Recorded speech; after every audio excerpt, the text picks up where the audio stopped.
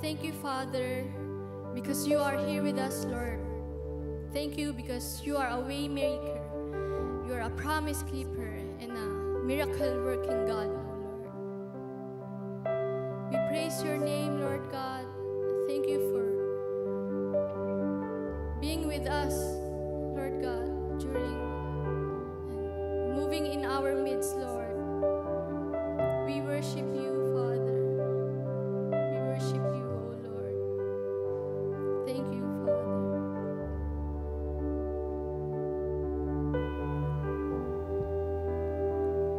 You are here, moving in our midst.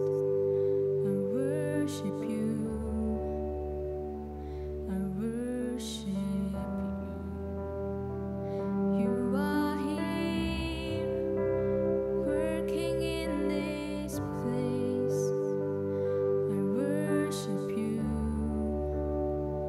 I worship you.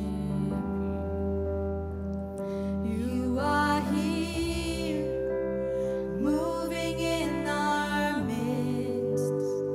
I worship you. I worship you. You are here, working in this place. I worship you. I worship you. You are Waymaker, miracle worker, promise keeper, light in the darkness. My God, that is who you are. You are Waymaker, miracle worker, promise keeper, light in the darkness. My God, that is who you are. You are here, touching every heart. I worship you. I worship you. You are here, healing every heart. I worship you.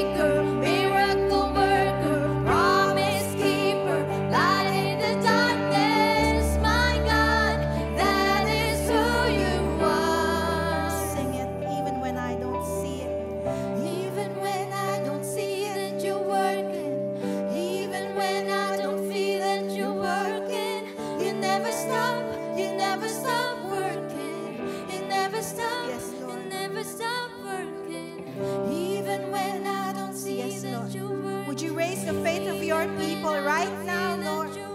Yes, oh God. You never stop working. The Lord is continually working in your life right now. He will bring you to the other end of the river. He will bring you to victory. Yes, Lord, because you are the one winning our battles. You are the one fighting for us, Lord, in our battles, oh God.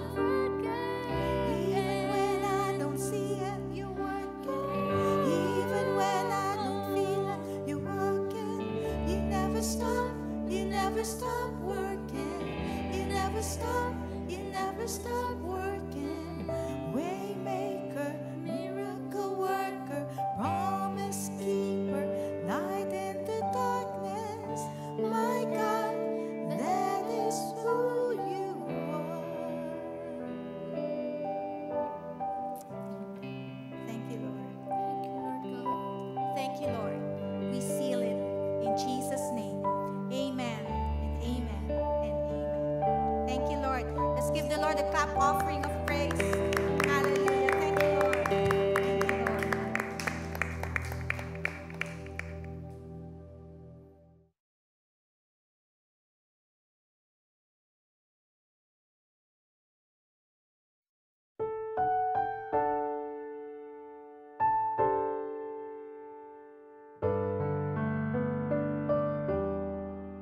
Our scripture reading for today is from Jeremiah chapter 9 verses 23 to 24 and Genesis chapter 18 verse 19.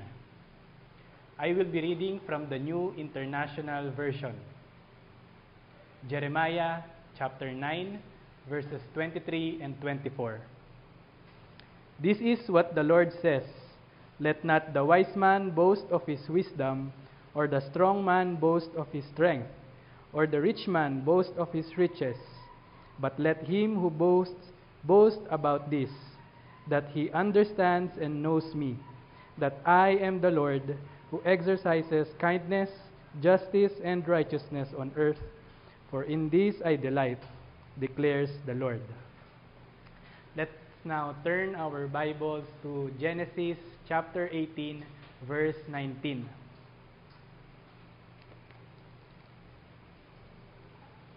Genesis chapter 18, verse 19.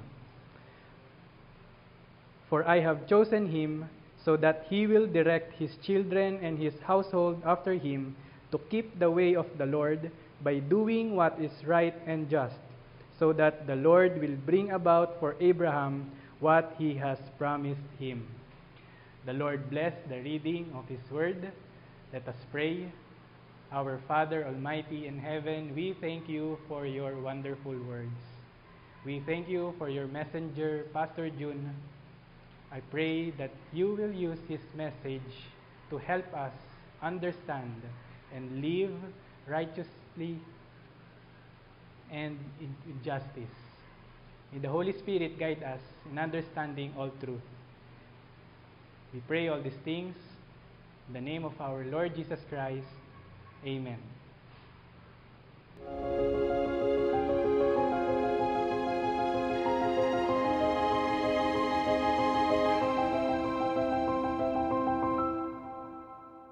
Magandang umaga po sa ating lahat. Ang ating pong tema para sa buong buwan na ito ay Walking Humbly with God. At ito po ay nakabase sa Micah 6:8, no? Magandang balik-balikan itong talatang ito kasi isa ito sa mga formative na verse sa scripture na dapat nasa puso ng mga mananampalataya. "He has told you, O man, what is good, and what does the Lord require of you, but to do justice and to love kindness and to walk humbly with your God." So yung iba't ibang aspeto ng talatang ito ang tatalakayin sa bawat linggo ng Hunyo po, no? Pero ngayong linggong ito, ang ating pong paksa ay nakatutok dun sa to do justice, no? To do justice. Kaya nga ang ating pong pamagat ay living in righteousness and justice. Pero ngayon pa lamang, gusto kong sabihin na Ito pong righteousness and justice ay dalawa sa pinakamahalagang salita sa Biblia, kasunod ng love. No? Next to love, yan pong righteousness and justice ay napakahalaga na maunawaan at maisupuso ng mga mananampalataya. At hango nga po dun sa binasa sa ating talata, bakit? Kasi ito ay nasa puso ng Diyos. Thus says the Lord, let not the wise man boast in his wisdom, let not the mighty man boast in his might, let not the rich man boast in his riches, but let him who boasts, boast in this, that he understands and knows me, that I am the Lord who practices steadfast love, justice and righteousness in the earth. For in these things I delight, declares the Lord. At dito siguro magandang tanungin, paano ba nagpa-practice ng Panginoon yung steadfast love, justice, and righteousness? Alam niyo po, sa totoo lang, sa pamamagitan ng kanyang mga anak. The Lord practices steadfast love, justice, and righteousness in and through His people. Ito po yung utos niya sa atin, hango sa Efeso. Therefore, be imitators of God. So kung nasa puso ng Diyos yung steadfast love, righteousness, and justice, tayo, dapat din nasa puso natin ito. Kaya nga, kung meron man tayong babaunin, no, isa puso natin to.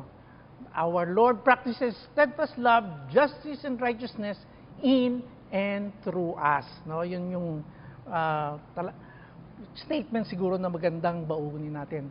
Pero bago sa lahat, no, ay dapat talakayin muna natin itong justice and righteousness. Paano ba natin ito nauunawaan sa ating buhay ngayon, no, in our contemporary life? Siguro sa translation, righteousness, sa Tagalog, katwiran, justice is katarungan, or sa ating background na Espanyol, justisya, no? Naintindihan din naman natin yung justice na justisya. Ano ba ang naintindihan natin pag naririnig natin yung issue ng justice? At dito kagad ang pumapasok sa atin ay yung legal or punitive justice. Ibig sabihin, pag iniisip natin ng justice, ito po yung sinasabi natin na ayon sa batas, no? Kung gumawa ka ng mabuti, justice will reward you. Pag gumawa ka naman ng masama, merong karampatang parusa yan, no? Kaya nga punitive justice ang nasa isip kagad natin pag pumapasok yung salitang justice. At kadalasan yung ganitong pag-iisip ay dinadala natin kung binabasa natin ang salita ng Diyos. Katulad yan, no? Pag naintindihan natin na yung justice ay punitive justice, no? Yung paglapat ng parusa pag may nagawang kasalanan o nagawang ka ng kasalanan, kagyat, no? Nag-a-apply sa atin itong sinasabi sa Romans 12:19. Ang sinasabi diyan, hindi dapat tayo maghiganti. Why? Sabi ng Panginoon kasi vengeance is mine. So, ibig sabihin, yung justice, sa Diyos yan, no? Kaya yung issue ng justice, parang piously, sinasabi natin na hindi, sa Diyos yan. We'd rather focus on love. Kasi nga, dala-dala natin yung ganung klaseng kaisipan. Anyway, tanganan natin yan. No? At kadalasan, ang pagbasa rin natin ng justice, yung paghihiwalay natin ng Old Testament sa New Testament. No? Yung Old Testament, law and justice yan. Yung New Testament naman, grace and mercy. So kadalasan, sinasabi natin, tayong dapat ang mga parusahan, yung justice ng God, si Jesus na tumanggap niyan, kaya nga, dahil sa pagkamatay ng ating Panginoong Jesus, inabsorb niya na, inabsuelto niya na tayo, no? Kung tutuusin, tapos na yung issue ng justice. Kaya nga, ngayon, yung mabuting balita, hindi na ito tungkol sa justice, no? At yung law, naiiwan na rin sa Old Testament yan, ngayon, mercy and grace na lang tayo. So, ganun yung pagbasa natin pag naririnig natin yung justice. Balikan natin yung mamaya. How about yung katwiran o righteousness? At dito kaagad, sa present world natin, ang pagbasa dyan ay yung personal moral rectitude. Ibig sabihin, yung personal na pagiging matuwid ng isang tao. At pag binabasa natin yan sa Biblia, ang dating kaagad sa atin yan ay yung private morality natin. Ibig sabihin, hindi ka nangangalunya, no? O kaya tapat ka sa panalangin, umaatik ka ng Bible study. Yan yung tinatawag nating manong at manang at talagang very regular sa pagsamba. No, ito yung napapaloob sa pagbasa natin ng righteousness sa Biblia. Maganda, may mga talata rito na para bang uuga kagad sa pag-iisip natin tungkol sa justice and righteousness. No? Ang word na ginamit dito, yung tzedakah sa Old Testament, pero yung tzedakah usually translated as dikaiosune sa Greek, ay sa Old Testament tinatranslate din siyang righteousness o kaya justice. Mamaya babalikan din natin yan. Kaya it's a word na tzedakah and mishpat, justice and righteousness, na kung tutuusin sa Old Testament ay napagpapalit-palit. At ito isang halimbawa, no? Ito ay bahagi ng Torah o yung law na stipulation ng covenant ni Yahweh sa Israel, no? Maganda, tunghayan natin ito. When you make your neighbor a loan of any sort, you shall not go into his house to collect his pledge. You shall stand outside, and the man to whom you make the loan shall bring the pledge out to you. And if he is a poor man, you shall not sleep in his pledge. You shall restore to him the pledge as the sun sets, that he may sleep in his cloak and bless you. And it shall be righteousness, tzedakah, or it shall be justice for you before the Lord your God. Wow! Tingnan ninyo. Pag iniisip natin yung justice, di ba, pag may utang ka, may utang. Dapat mong bayaran. Di ba? Tapos pag meron kang isasangla, dahil ikaw ang nagsasangla, no? Para bang, kung tutusin, ang may karapatan na mag-assess yan and everything, ay yung nagpapautang sa'yo. Pero tignan nyo itong talatang ito, no? Unang-una, may dignidad yung yung umuutang. Hindi ka po pwedeng basta-basta pumasok na lang sa bahay. No? Mag-aantay ka sa labas. Pagkatapos yan, sabi dyan, pag mahirap, kasi kadalasan dyan, yung pledge na ginagamit, ang pinakamamahalin na property lamang ng mahirap ay yung cloak niya. Usually, yung mga pinambabalabal nila pag malamig, mga kwanyan, mga balat ng hayop, no? Or sheep. Pag yun ang ginawa niyang pledge, dahil malamig, paggabi, no? Isinangla sa'yo, pero dapat ibabalik mo sa gabi. Kasi wala siyang ipantutulog, malalamigan siya. Parang isipin mo, wow, gano'n ba yung justice? Para bang, napaka-komplikado naman. Para bang kung ako, nag-uusap nga kami ng misis ko, ang tindi naman yan. No? Parang, huwag ka na magpautang. No? Parang, pero can you imagine? That is the righteousness, that is the justice of God. Kaya nga maganda talakayin natin yan. No? Una, yung katagang tzedakah o righteousness, it's a law court word. Nung panahon na yun sa Old Testament, wala naman silang prosecutor. Walang prosecutor. No?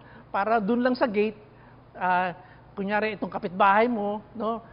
There's something against you, dadalhin niya yun dun sa gate. Ikaw, tatayo ka rin dun, no, sa harapan nila. Tapos, papakinggan nila yung mga issue ninyo at sasabihin na ikaw ay nasa katwiran. Itong kapitbahay mo ay wala sa katwiran. Yun yung righteousness. Ibig sabihin, you're in the right. No? So yun, righteousness yun. Kaya lang ganito komplikado. Kasi ano yung pagbabatayan nila para tumingin kung ikaw ay nasa tama o mali? Alam nyo, pinagbabatayan nila yung Torah. Ibig sabihin, ito yung mga utos ng Diyos ng bahagi ng kanilang pakikipagkasundo kay Yahweh. So, ang pinagbabatayan nila yung law ng God para ikaw ay deklarang righteous. Kaya nga, ang binabatayan nila yung law of God, issue na rin yan ng justice. Kasi nga, ang base ng judgment is the covenant law of God. Kaya nga, okay, pag ikaw ay kumikilos ayon sa covenant mo with God, quote-unquote, you are righteous. No? Pero ang Diyos magdideklara na you're part of the covenant, no? Yan yung tinatawag natin justification. Yan yung sinasabi nating tsidaka.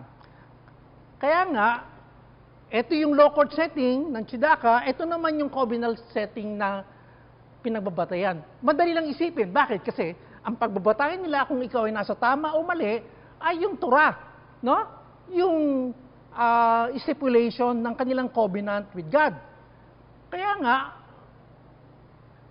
napagpapalit mo na ngayon yung issue ng justice and righteousness para sa kanila. Tzedakah and mishpat. Bakit? Kasi ang pagdideklara kung tama ka o mali ay yung Torah ng God o yung batas o law ng God, at yun din naman na nag-stipulate kung ano yung justice, di ba? Kasi yun yung law ng God. At dito, mas lumawak siya. Bakit? Kasi kung ito ay pakikipagkasundo nila sa Diyos, di sabihin nila, ano yung righteousness ng God?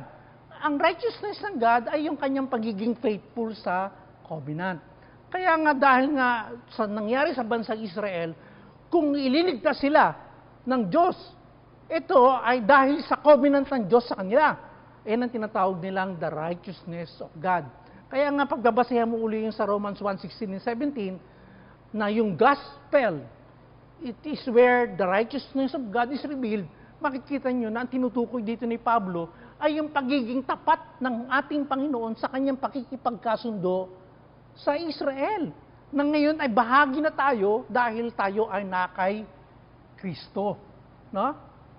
So, committed ang Diyos sa kanyang covenant sa Israel dahil righteous siya.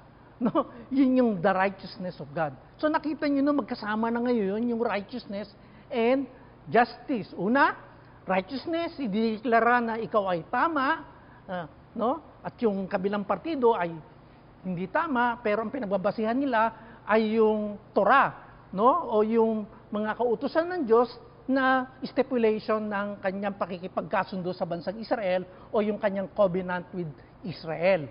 So, yung kanyang pakikipagkasundo sa bansang Israel, nandoon din naman yung stipulation na tinutukoy, katulad ng ating pinag-aralan kanina, kung ano yung justice, di ba?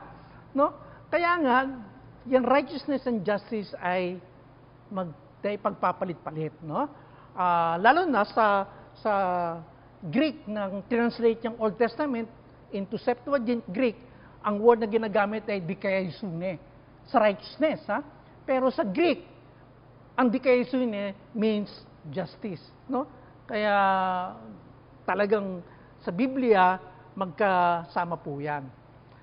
Kaya nga dito, pwede nating i-summarize, no? Mishpat o justice, ang focus niyan ay yung widow, orphan, and the poor, katulad yung ating binasa kanina. Yung tzedakah naman, righteousness, no? Ando dun yung merong awa dapat, no? Para kung anong paglalapat ng batas, no?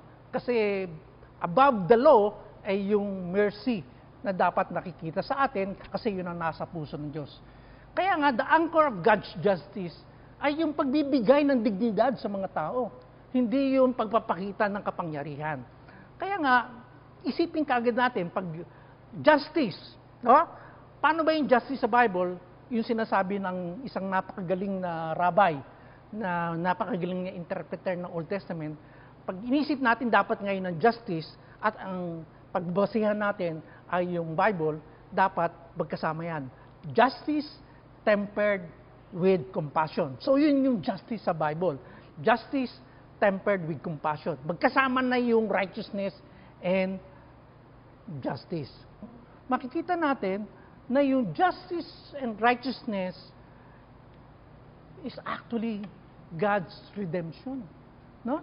God's redemption. So, outrightly, gusto kong makita natin na ang plano ng Diyos sa simula't simula pa, bakit niya pinili ang bansang Israel? Upang ibalik, i-renew ang creation niya. Di ba, nagkasala si Adam at si Eva. Kaya, imbis na pagpapala, naging curse.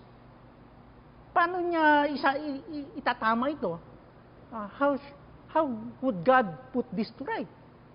Ayun, pinagpala niya si Abraham, at mula kay Abraham, ang lipi ng bansang Israel, para sa pamamagitan ng bansang Israel ay mapagpala ang buong mundo. So yun ang plano ng Diyos, no? Hindi pa nagbabago. Tayo naman, naging bahagi tayo ng lipi ni Abraham dahil sa ginawa ng ating Panginoong Hesus na siya naman nating parang adopted children tayo, sabi nga sa ating pag-aaral later on. No? Dahil dyan, pakikita ninyo na yung righteousness and justice, God's redemption talaga yan. No? Unang-una, yan, verse 7 ng Isaiah. Alam niyo yung verse 6 eh. Kasi yung verse 6, for to us a child is born, to us a son is given, and the government shall be upon his shoulder, and his name shall be called Wonderful Counselor, Mighty God, Everlasting Father, Prince of Peace. Ang tinutukoy dito ang ating Panginoong Hesus, di ba? Pero yung verse 7, sabi rito, of the increase of his government and of peace, there will be no end. On the throne of David and over his kingdom, to establish it and to uphold it with justice and righteousness from this time forth and forevermore. Wow! So, ang plano ng Panginoon sa kanyang hinirang, ang Mesyas na ating Panginoong Hesus, ay talagang itatatag ang Kingdom of God. At dito, mapangahari ang justice and righteousness. Marami pong mga talatang ganyan. Kunyari, Psalm 89, ganun din sa Psalm 97. Righteousness and justice are the foundation of God's throne. So kung naghahari daw ng ang Ama, ang Diyos, no? Ang righteousness daw and justice are the foundation of His kingdom. O kaya yung Mesyas niya, the anointed King, give the King your justice, O God, and your righteousness to the royal Son. May He judge your people with righteousness and your poor with justice. Tignan nyo, no? Nakakiling talaga sa mga mahihirap. No? Kaya yung doing justice, talagang andun yung pagkalinga sa mahihirap. So ilan lang po itong mga talata. You can look at the other verses na pinagsasapa rito. Anyway, kaya nga dito, masasabi natin na yung justice and righteousness ay nakatahi, no? Siyang nagtatahi ng kwento ng kaligtasan natin. Kung babasahin ninyo ang Biblia, no? Katulad yan kinuwento ko, pinili ng Panginoon si Abraham at ang lipi ng Israel para sa pamamagitan nila ay talagang pawiin ang curse dito sa mundo at mapagpala ang lahat ng pamilya dito sa mundo. No? Pero nakapaloob po dyan ay yung justice. Mamaya makikita niyo justice and righteousness. Kaya nga, sabi nga dyan, justice and righteousness is now intertwined in the story of redemption. God's justice is the end of a story. God's justice, ibig sabihin, righteousness and justice, no? Justice tempered with compassion, is the end of a story told throughout the prophets and elaborated in Jesus' teaching. Di ba anong sinasabi ng Panginoon? The good news of the kingdom of God. No? So God will return to rule on earth. The nation and the tribes of the world will be united in a single choir, praising God. The land and its creatures will flourish, peace will reign, evil will be punished, dismissed for all time. The tyrants of the earth will be destroyed. God will put all things to rights, no? As He implements righteousness and justice when He reigns. Kaya nga, magandang isa puso yun eh. Justice tempered with compassion. Ito yung kinote na verse ng ating Panginoong Hesus mula sa Isaiah, no? Bilang pagpapaliwanag kung sino siya at ano ang kanyang pagkatao. Matthew 12:18-21, sabi ni Matthew, "Behold my servant," referring to Jesus, "whom I have chosen, my beloved, with whom my soul is well pleased. I will put my spirit upon him, and what? He will proclaim justice to the Gentiles." No? Justice. Pero at the same time, sabi rito, a broken reed, no? A bruised reed he will not break, and a smoldering wick he will not quench. That is compassion. No? So, kilos at gagawa ang Panginoon with compassion until He brings justice to victory. So, yung talagang fulfillment ng kanyang paghahari dito sa mundo. So, dito, dapat isa puso natin kung if we are part of God's righteousness and justice, is the fact that God will come again to judge the people. No? Bahagi yan ng good news. Kasi isa sa tama niya ang lahat eh.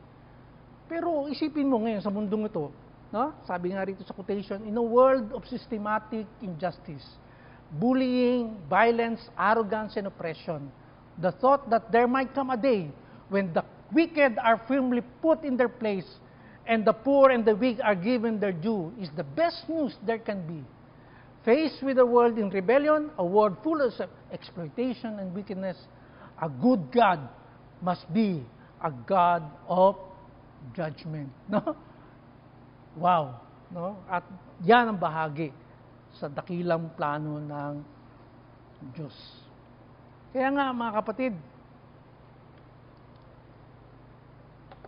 dito papasok yung living in righteousness and justice. Ayon sa atin na pag-aralan kanina, alam niyo po, hindi lang ito konsepto na dapat paniwalaan. Hindi lamang ito konsepto na dapat ipamuhay. Ito po ay proyekto at programa ng Diyos na kanyang ipinatutupad sa pamamagitan natin. Kaya pag sinasabing living in righteousness and justice, ito ay pagiging bahagi ng dakilang plano ng Diyos para sa pagbabago ng lahat. Hindi lamang para sa ating lipunan, kundi sa buong mundo. Napakatayog nito. Paano natin ito mai-reduce? No? Kaya nga, unang-una, dapat, when you're living in righteousness and justice, kung pag-uusapan yung justice, dapat, kung alam mo yung Biblia, sinasabi ng Biblia tungkol dito, dapat kagad papasok yung justice tempered with compassion. At dito, naalala ko tuloy yung talagang bumilib talaga ako kay Chief Justice Sereno. No? Nung siya ay unang nanungkulan as the Chief Justice, meron noong prayer gathering, national prayer gathering ang mga evangelicals para ipag-pray ang Pilipinas. At si Justice Sereno ang nanguna para ipanalangin ang justice system dito sa Pilipinas. Alam ni Sereno na ang dami-daming mga nasentensyahan ng life term, na kasi wala naman tayong death penalty na kundi life term. Marami doon nakakulong na dahil lang sa kahirapan, no, walang maayos nagtanggol sa kanila. Talagang nakakulong sila doon na wala silang kasalanan. No? At ayon sa pag-aaral sa 50% or even more sa may sentensya ng life term, dahil wala silang maayos na lawyer para iayos yung kanilang kaso. Kaya kiling na kiling talaga ang batas sa mga mayayaman. Alam nyo, kaya ako naalala ito dahil nung magpipray na si Chief Justice Sereno, hindi siya nakapag-pray. Humagulhol na lang siya ng humagulhol. Sa lahat ng mga mananampalataya, talagang ang tagal, talagang iyak na lang siya ng iyak dun sa harap, no? Sa harap ng mic, sa harap ng maraming tao, iyak na lang siya talaga ng iyak. Doon ko siya na-appreciate. Yan kagad yung sinasabi nating justice tempered with compassion. Dito may mga ilang quotation dito kasi pwede mong isipin ito sa punto de vista ng isang tao kasi malaking konsepto yan pero magsisimula yan sa pagiging kind o yung meron kang kagandahang loob, meron kang mabuting loob. Doon magsisimula yan eh. Yung justice tempered with compassion, sa kindness yan eh. At dito, from a human standpoint, sabi yan, mas madaling maging magaspang o mas maging malupit. Hindi mo na kailangan mag-exert ng effort yan, gaganti ka lang. No, mas mahirap lang maging kind. Kaya nga, kung gusto mo talagang ipakita mo na ikaw ay malakas, no? Sabi diyan, be kind, no? Yun yung kaisipang mundo. Pero alam niyo po, sa ating mga Pilipino, simple lang eh. No? Sa ating mga mananampalataya, simple lang dapat eh. Kasi sabi nga rito, you will never look into the eyes of someone God does not love. No, if you believe in that, always be kind. Kasi ang bawat tao na makakalubilo mo, na makikita mo na mag-eye to eye kayo, mahal yan ng Diyos. Mahal ng Diyos. Iniisip ko pa naman, ang hirap ata na ito kasi marami talaga akong parang wow, no? Pero hindi eh. Sino man makasalanan sa tingin ninyo, mahal yan ng Panginoon. No? Yan ang radical love ng God. Kaya dahil sa kanyang radical love, at least sa atin, justice tempered with compassion, starting to being kind. Pangalawa, no? Alam niyo po, nung mga mananampalataya, dyan na yung mga hintil, dyan yung mga Hudyo, para bang, tama na, paano yan? Magiging bahagi na sila ng hinirang na bayan ng Diyos? Hindi pwede yan. Dapat tuloy din sila. Alam niyo, nag-usap-usap sila. Hindi na. Lahat tayo ay talagang mga anak ng Diyos dahil sa ginawa ng Panginoong Hesus at dahil sa pagkilos ng banal na Espiritu. Pero sabi ng Jerusalem sa mga hentil na mga Kristiyano, pero ito lang isang tatandaan ninyo, remember the poor. Ibig sabihin, paano daw makikilala mga Kristiyano nung unang panahon kung i-apply mo itong righteousness and justice? Simple lang, remember the poor. No? Remember the poor. At maganda, tignan natin ito sa punto de vista na we are imitating God, katulad ng talata na ibinigay ko kanina. Sino yung God na in-imitate natin? He's the Father of Jesus, He's the God of Israel, pero according to the Old Testament, He's the God of the vulnerable. Alam niyo sa Old Testament, meron silang tinatawag dyan na for people na vulnerable. Na? Sa Old Testament, dahil nga based on patriarchy and economy based on the land, ito yung mga fatherless, orphans, ito yung mga widow, ito yung mga alien, ito yung mga poor. No? He is the father of the fatherless and protector of the widow. Yan yung God na dapat nating i-imitate. Kaya nga, pag sinabi mong God's justice, no? Mga kapatid, hindi lamang yan fairness. Ito rin yung katulad ka ng Diyos na kumakalinga sa mga mahihirap. No? Hindi po yung sinasabi natin God justice, hindi. Yung justice sa God na lang yan. Hindi. Ang hinihingi ng Diyos, ikaw din ngayon, justice. Kalingain mo yung mga mahihirap. Kasi yun ang Diyos natin. No? Kaya nga, yung issue na lang ng community pantry. Di ba? Pinagtatalunan kagad dyan. Ito yung sabi po sa Luzon, no? The principle of generous and sacrificial sharing expressed in holding ourselves and our goods available for people in need is an indispensable characteristic of every Spirit-filled church. And this involves giving generously. Alam niyo po yung giving generously, ang tawag po dyan ay acts of righteousness, galing sa Matthew 6:2. So, ibig sabihin, pag hindi ka daw generous sa pagbibigay sa mga mahirap, hindi yan yung pagiging makunat ka. No? Ito po ay unrighteousness. It's a violation of the Torah. Wow! So dapat daw, generous. Alam nyo mga Christians noong early church, they were noted for their generosity and lavish giving. Talagang, alam nyo, kahit na mahirap yung mga mananampalataya noon, nagpa-fasting sila ng ilang araw para lamang makapagbigay dun sa mga mas mahirap sa kanila. Kaya nga mga kapatid, bakit gano'n na dapat generous? Kasi katulad nga ng halimbawa ng community pantry, pag na-encourage kasi kahit na mga mahihirap, pag sila natutulungan to the extent na maaari din sila makatulong. Kasi gano'n ang justice ng God eh. Ini-empower niya yung poor para talagang siya rin ay makapagbigay ayon sa kanyang kakayanan. Kaya nga dapat tayo generous. No? Kasi yung ating pagbibigay para ma-empower yung binibigyan mo na makatulong din. Yan yung concept ng community pantry ngayon, nakakatuwa kasi pati mga mahihirap ngayon, no, nakikibahagi sa community pantry. No, wow. At ikatlo, tayo din bilang mga anak ng Diyos, dapat yung andun yung ating hungering and thirsting for righteousness. Yan yung nasa Beatitudes. Pero ano sabi dyan sa Matthew 6:33? No? Seek ye first the kingdom of God and His righteousness, and all these things will be added to you. We need to seek the righteousness of God. Ibig sabihin, yung God's justice ay talagang dapat mimithiin natin yan. Muli, galing sa Lausanne Covenant, all of us are shocked by the poverty of millions and disturbed by the injustice which cause it. Those of us who live in affluent circumstances accept our duty to develop a simple lifestyle in order to contribute more generously to both relief and evangelism. Alam nyo, yan po ang dapat nasa puso ng mga evangelicals.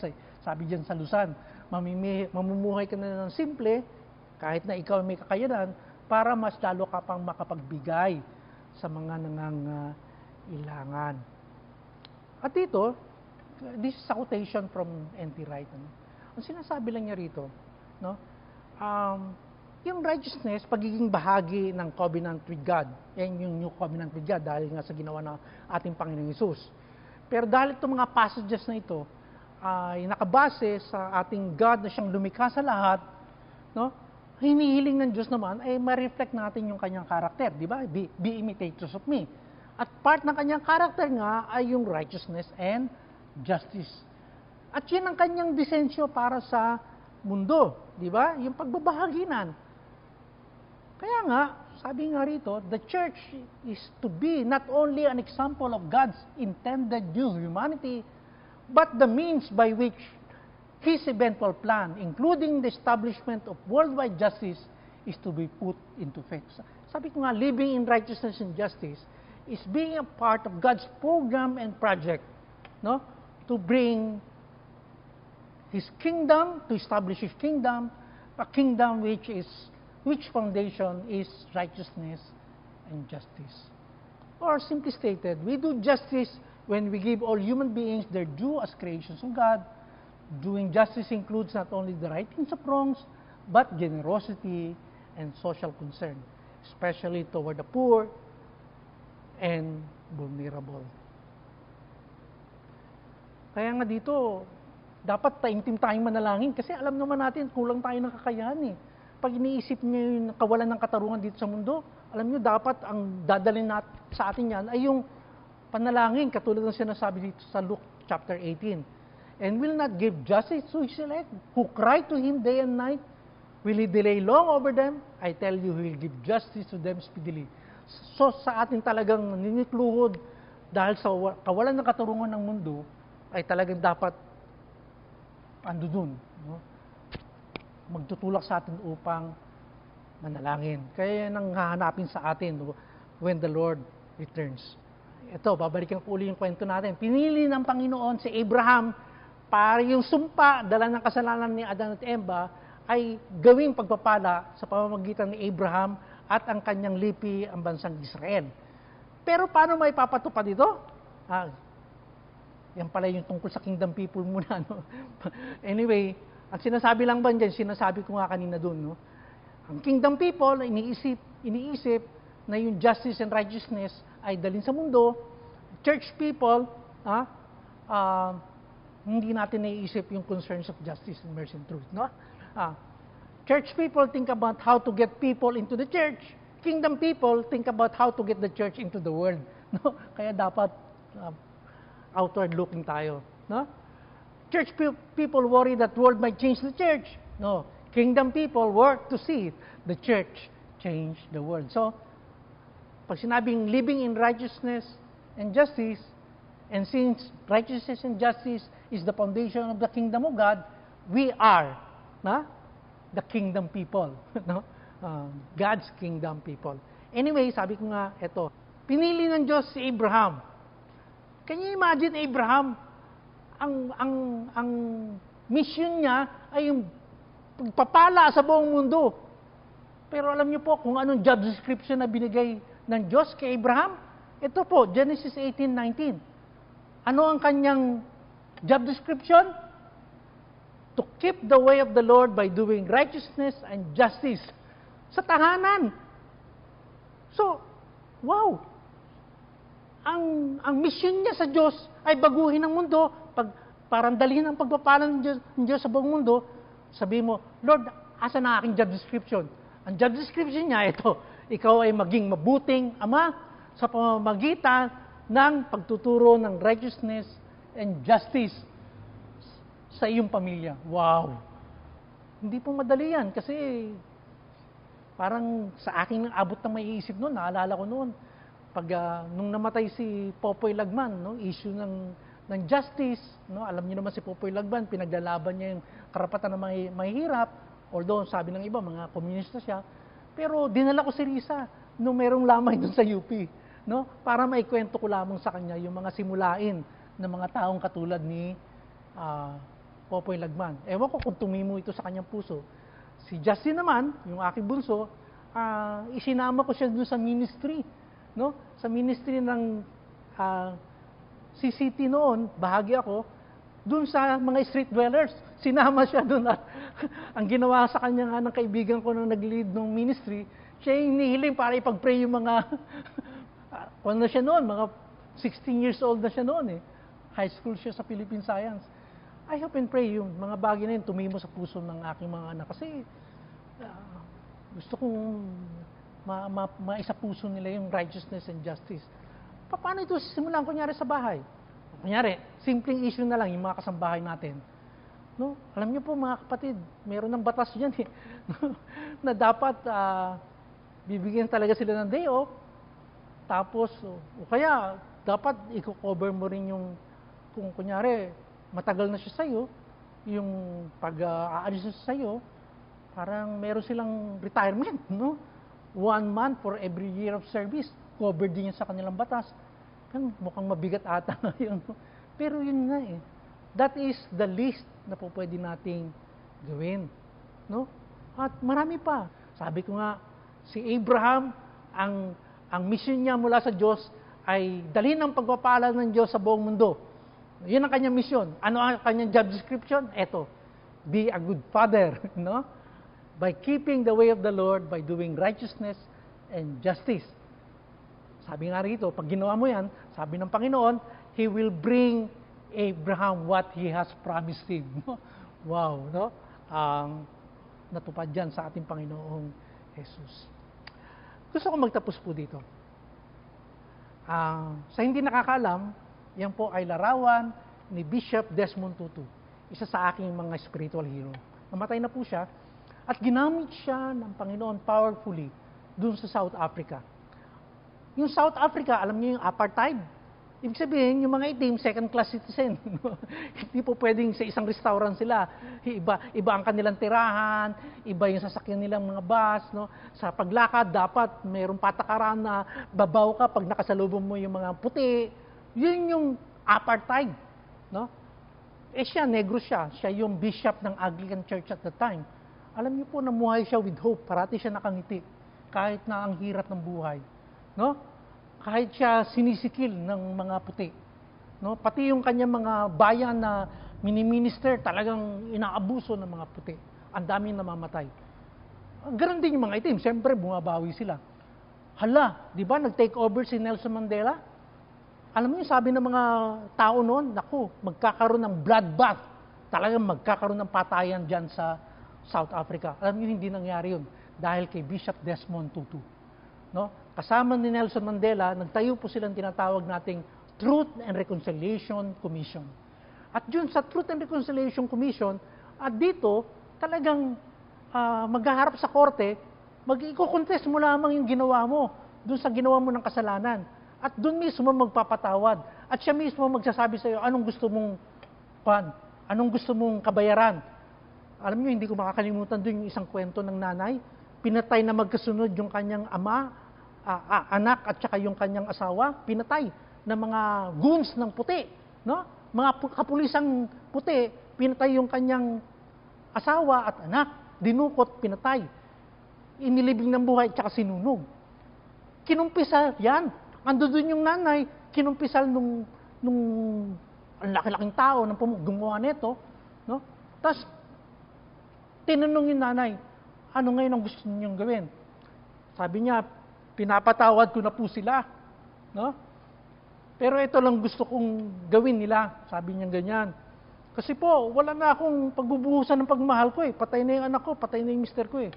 Ang hinihiling ko po, pupunta siya sa akin once a month. Pupunta siya dun sa Gito, no? Sa kung saan nandoon yung mga itim.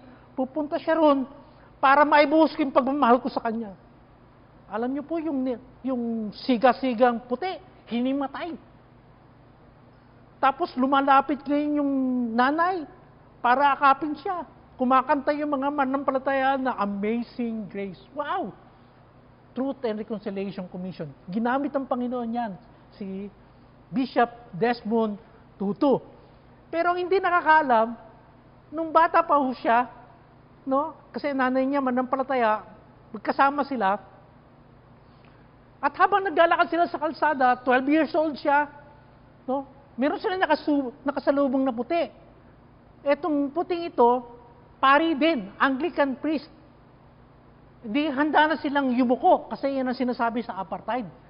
Pero bago pa sila makayuko, yung mismong paring puti ang yumuko at talagang nag-greet sa kanila. Wow! No? Naka-impact yun sa batang Desmond Tutu. At sinabi sa kanya ng ina niya na pari yun ng Anglican, alam niyo sabi ni Desmond Tutu, paglaki ko, Nay, gusto kong maging lingkod din ng Panginoon. Kaya baon-baon niya yun eh. Bakit ko ikinuwento ito? Kasi may nakakaalam ba kay Townsend? No? Kay Trevor Huddleston? Yan po yung pari na yan. Ang nagpakita ng kagandahang loob, nagpakita ng kanyang paniniwala sa hustisya ng Diyos, sa kanyang pagtanggi sa apartheid, sa simpleng pamamaraan. No? Rumispeto siya sa nanay at ni Desmond Tutu at kay Desmond. Yun ang ginamit ng Panginoon para kay Desmond. Sabi niya, paglaki ko, I would just like to be a man of God like him. Alam ko, matatayog itong mga paksa natin ngayon. Pero mga kapatid, eto nakita natin, no?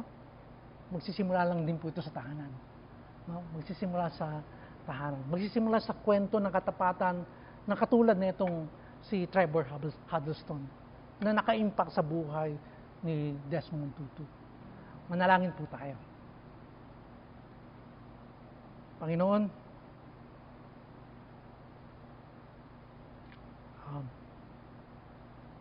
as a father, Lord, I have failed you many, many times. I have failed to live righteousness and justice, Lord. Your righteousness and justice dun sa aking tahanan. Pero alam niyo rin, Lord, yung sa abot na aking makakaya, pag-abot kung paano ito maituturo sa aking mga anak. Ang aking lang panalangin, Panginoon, para sa lahat ng ama dito sa KBCF, 10 ng kanilang mga pamilya, Panginoon, punuin niyo po ng pag-ibig ninyo, Lord, ang puso ng bawat ama dito sa amin.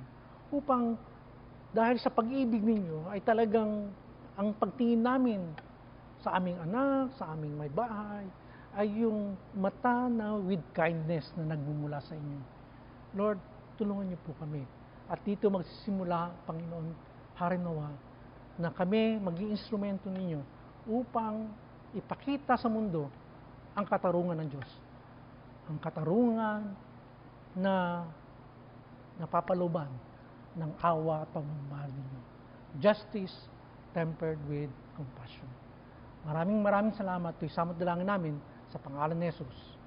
Amen and amen and amen.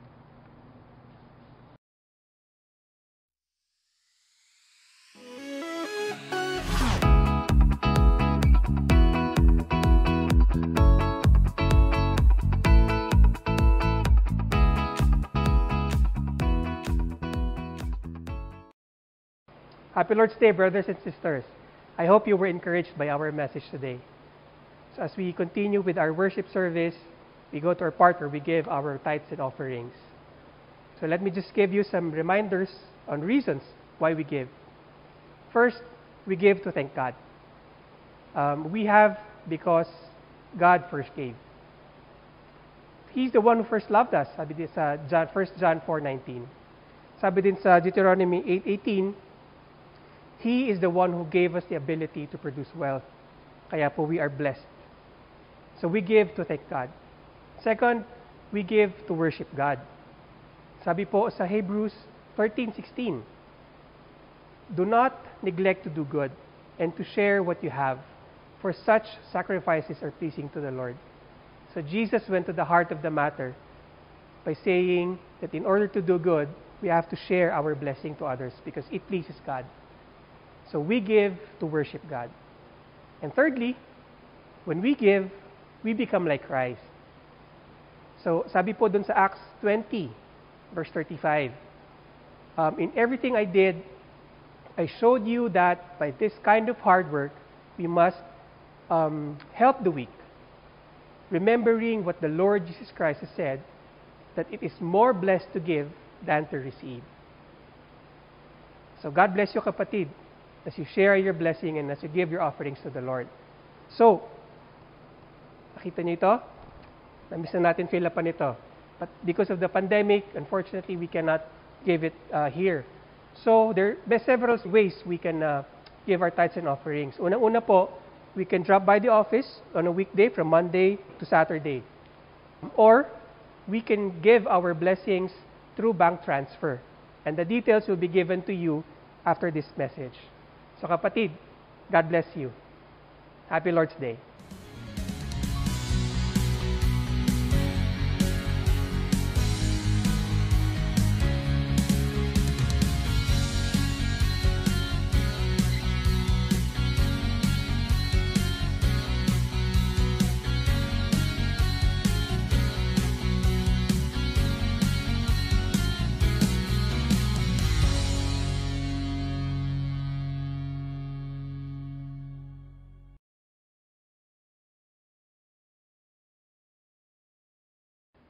So we'd like to take this opportunity to remind everyone that on June 21 until June 26, we will have our mid-year prayer and fasting week. So let me remind you to make sure that you have a copy of this booklet for our devotional guide. So you can have a copy of this by calling our office. Plus, this make sure to call the office 1 to 2 days ahead so they can have ample time to prepare the booklet for you. Or you can just download a copy through our KBCF Facebook page. Okay? So stay tuned for the schedule of our online prayer fellowship. All right? So God bless you, kapatid. Mga kapatid, dali natin ang kagandaang loob at kagalakan ng Panginoon sa atin. The Lord bless you and keep you. The Lord make His face shine upon you and be gracious to you. The Lord lift up His countenance upon you and give you His peace, His shalom, both now and forevermore. Amen and amen.